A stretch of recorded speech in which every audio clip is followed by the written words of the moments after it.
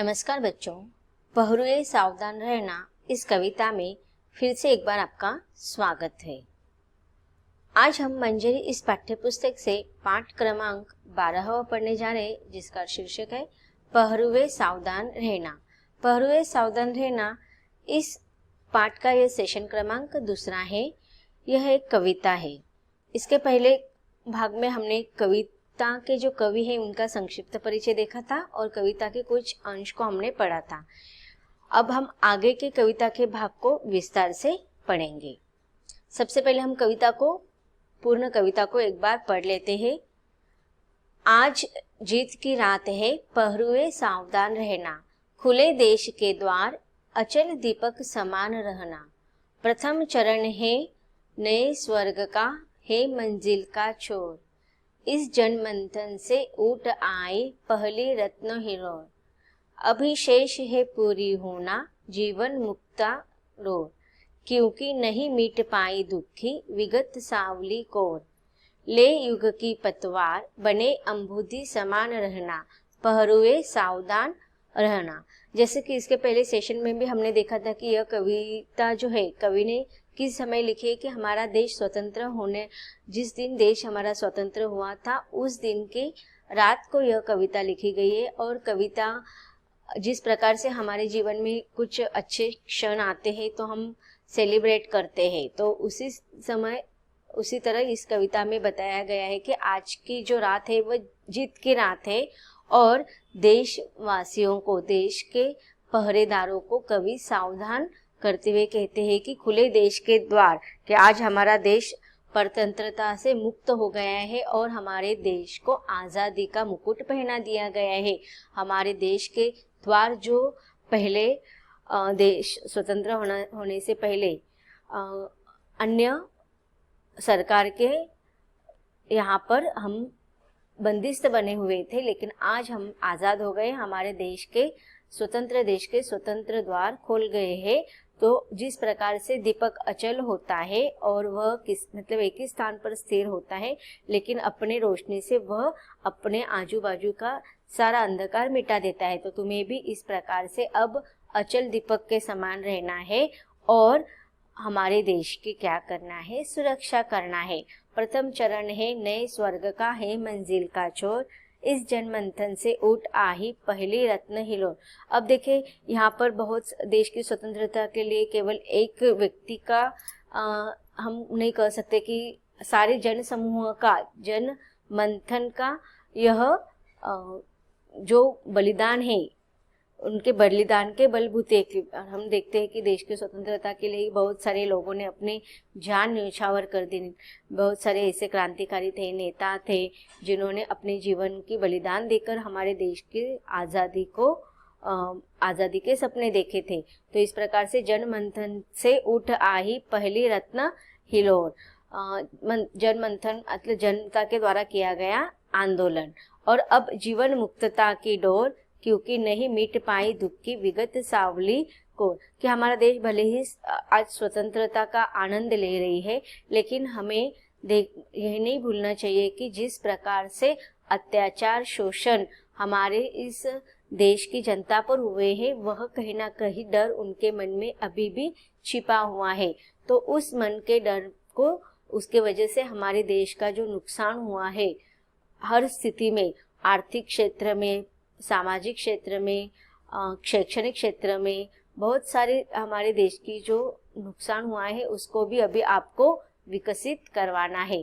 तो इस प्रकार ले युग की पतवार, बने अंबुधि समान रहना। जिस प्रकार से समुद्र में नाविक अपने नाव को आगे बढ़ाने के लिए पतवार का उपयोग करता है, तो आज इस देश रूपी जो सागर है, उस सागर के इस देश का अगर विकास करना है तो तुम्हें इस देश के नागरिकों को पतवार के रूप में कवि कह रहे हैं। विषम श्रृंखलाएं टूटी है, खुली समस्त दिशाएं, आज प्रभंजन बनकर चलती युग बंदिनी हवाएं। प्रश्न चिन्ह बन खड़ी हो गई यह सिमटी सीमाएं, आज पुराने सिंहासन की टूट रही प्रतिमाएं। उठता है तूफान इंदु तुम दीप्तिमान रहना, पहरुए सावधान रहना। कि देखो जिस प्रकार से कोई भी मूल्यवान चीज की चोरी के डर से उसके आजू बाजू में क्या किया जाता है, पहरा दिया जाता है। तो उसी प्रकार हमारा देश हमारे लिए बहुत ही अधिक मूल्यवान है। अब हमसे हमारे लिए हमारा देश हमारे जान से भी प्यारा है। तो इसीलिए हमें और भी सावधान होना है और सावधानता के साथ इस देश की चरम सीमा को, स्वतंत्रता को और भी मजबूत करना है। भले ही विषम श्रृंखलाएं टूट गई है, 10 दिशाएं अब स्वतंत्र हो गए हैं, फिर भी समाज के कुछ ऐसे तत्व है जो हमें आज भी विकसित के मार्ग से अवरोध कर रहे हैं। ऐसे बहुत सारे तत्व है। हम देखते हैं कि आतंकवादियों का हमला चालू रहता है, हमारे देश पर शत्रु पक्ष का भी कुछ ना कुछ हमला चालू ही रहता है। आज तो हमने हमारे देश पर तो कितना बड़ा संकट आ गया है। ऐसे बहुत सारे संकटों का सामना हमें करना है। भले आज हमारा देश युगों से चलता आया इस परतंत्रता के बंदी से मुक्त हो गया है, फिर भी बहुत सारे प्रश्न चिन्ह जनता के मन में पड़े हुए हैं और वह सिमटी सीमाएं कि आज देखते हैं कि अपने हित के लिए बहुत सारे लोग भाषा, धर्म, इनके माध्यम से लोगों में हिंसा का वातावरण निर्माण करे। तो ये सारे तूफानों को हमें रोकना है। इंदु तुम दीप्तिमान रहना। तो यहाँ पर चंद्रमा का उपमा दी है कवि ने कि पहरेदारों को चंद्रमा जिस प्रकार से रात के अंधकार में भी उजाला फैलाता है, उसी प्रकार पहरेदारों को भी इस देश के हर विकास के लिए, देश के रक्षण के लिए आगे बढ़ना है। चंद्रमा की तरह इस देश को भी प्रकाशित करना है। आगे की पंक्तियों को हम पढ़ेंगे अब। ऊंची हुए मशाल हमारी, आगे कठिन डगर है। शत्रु हट गया है लेकिन उसकी छायाओं का डर है। शोषण से मृत समाज, कमजोर हमारा घर है। किंतु आ रहा नई जिंदगी, यह विश्वास अमर है। जन गंगा के ज्वार, लहर तुम प्रवहमान रहना। पहरुए सावधान रहना। अब देखिए यहाँ पर कवि कह रहे कि ऊंची हुई मशाल हमारी, आगे कठिन डगर है, कि अब स्वतंत्रता की मशाल लिए हम आगे बढ़ रहे हैं, लेकिन फिर भी हमें क्या करना है, सावधानी बरतनी है, सतर्कता हमें बरतनी है। क्योंकि आगे का जो मार्ग है, डगर का अर्थ क्या है, मार्ग, रास्ता, तो आगे का मार्ग और भी हमारे लिए बहुत ही कठिन है, संघर्षमय है, संकटों से युक्त है। तो इसलिए हमारी मशाल को और भी हमें मजबूत बनकर, तेजोमय बनकर, सावधानता के साथ एक एक डगर पर, मार्ग पर कदम रखना है। शत्रु हट गया है लेकिन उसकी छायाओं का डर है। शोषण, अब भले ही शत्रु हमारे देश से चले गए हैं, लेकिन उनके द्वारा जो शोषण, अत्याचार, जो हिंसा उन्होंने जनता पर की थी, उसका डर, उसकी छाया अभी भी लोगों के मन पर छाई हुई है। और इसी कारण कवि कहते हैं कि शोषण से है मृत समाज, कमजोर हमारा घर है।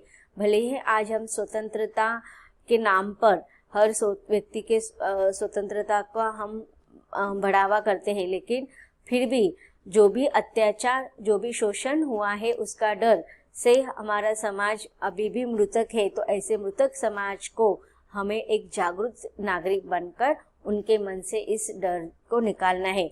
और फिर कमजोर हमारा घर है, हमारा घर मतलब पूरा भारत देश की, भले ही चलो हर स्थिति में हमारी प्रगति अन्य देश से थोड़ी पीछे रह चुकी है, फिर भी हमें क्या करना है, इस जो संधि हमें दी गई है उसका हमें अच्छे से अच्छे फायदा करना है। उसके लिए हमें मन से कमजोर न होकर, मन से हमें दृढ़ निश्चय बनकर हमारे इस कमजोर घर को पीछे रखना है और उनमें एक नई शक्ति प्रदान करना है। किंतु आ रहा नई जिंदगी, यह विश्वास अमर है।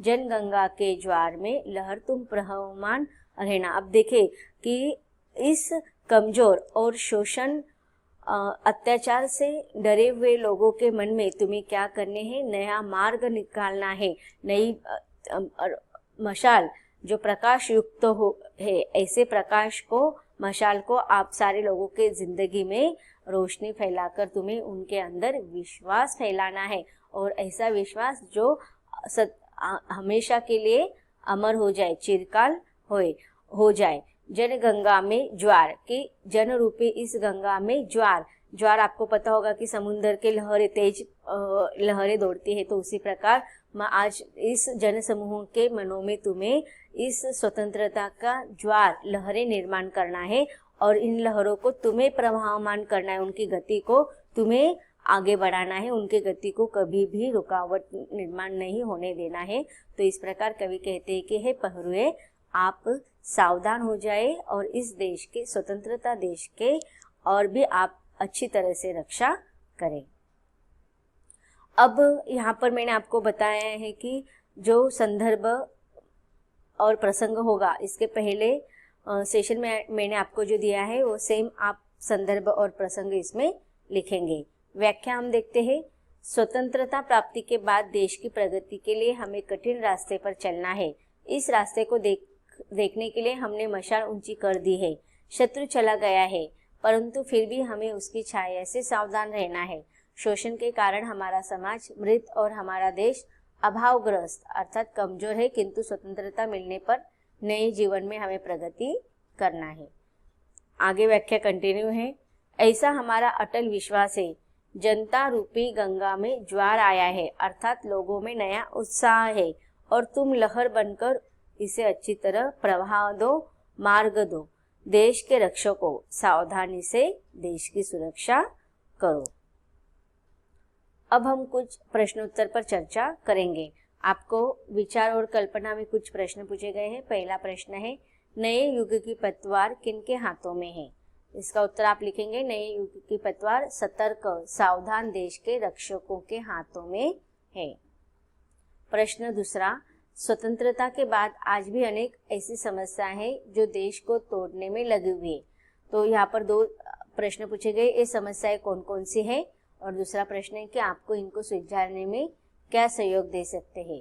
तो इसका उत्तर आप लिखेंगे, स्वतंत्रता के बाद देश को तोड़ने वाली कुछ प्रमुख समस्याएं आतंकवाद, क्षेत्रवाद, जातिवाद और सांप्रदायिकतावाद। अब इसको सुलझाने में आप कैसे सहयोग देंगे कि हम सांप्रदायिक सौहार्द कायम रखकर अपना सहयोग दे सकते हैं। अगला प्रश्न है, हमें अपने जीवन में कई चीजों से सावधान रहने के लिए कहा जाता है। सोचकर लिखिए कि किन किन बातों के प्रति सावधान रहने को कहा जाता है। इसका उत्तर आप लिखेंगे, हमें जीवन में बुरी आदतों एवं बुरे लोगों की संगति से बचने या इनसे सावधान रहने के लिए कहा जाता है। हमें स्वयं के संसाधनों से संतुष्ट रहने के लिए एवं किसी भी प्रकार के लालच से बचने के लिए कहा जाता है। हमें अपने शत्रुओं से सावधान रहने को भी कहा जाता है। हमें नशे की लत से भी सावधान रहने को कहा जाता है। अगला प्रश्न है कविता से। प्रश्न क्रमांक 1, जीत की रात से कवि का क्या तात्पर्य है? इसका उत्तर आप लिखेंगे, जीत की रात से कवि का तात्पर्य स्वतंत्रता प्राप्ति की रात से है। अगला प्रश्न है, ले युग की पतवार किसके लिए कहा गया है? इसका उत्तर आप लिखेंगे कि ले युग की पतवार सीमा के पहरेदारों के लिए कहा गया है। अगला प्रश्न है प्रश्न क्रमांक 3, निम्नलिखित पंक्तियों के भाव को स्पष्ट लिखिए या स्पष्ट कीजिए।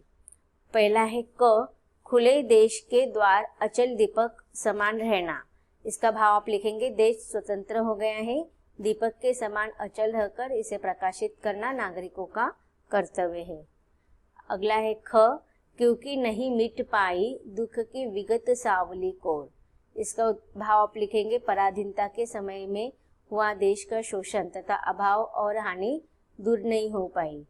ग, ले युग की पतवार बने अम्बुदी महान रहना। इसका भाव आप लिखेंगे, समुद्र के समान महान बनकर नए युग में स्वतंत्र देश का मार्गदर्शन करना और उसे आगे बढ़ाना। अगला प्रश्न है, कवि पहरुओं को सावधान रहने के लिए क्यों कह रहा है? इसका उत्तर आप लिखेंगे, कवि देश की सुरक्षा करने के लिए पहरुओं को सावधान रहने के लिए कह रहा है। तो बच्चों, इस प्रकार हमने ये जो कविता है 2 अलग अलग सेशन में पढ़ा है और इस प्रकार इस कविता को हमने अच्छी तरह से समझ लिया है।